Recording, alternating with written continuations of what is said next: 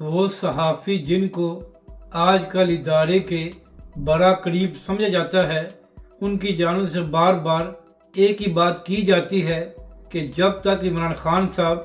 9 مئی کے حوالے سے معافی نہیں مانگیں گے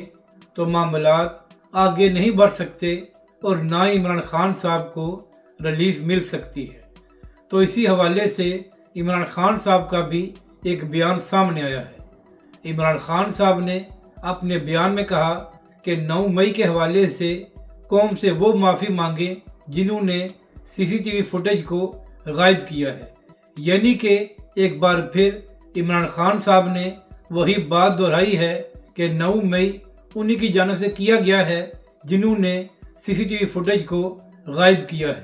تو لگتا یہ ہے کہ عمران خان صاحب اس معاملے پر اپنا موقف تبدیل کرنے والے نہیں ہیں، اور یہی وجہ ہے کہ حالات میں بھی بہتری نہیں آ رہی۔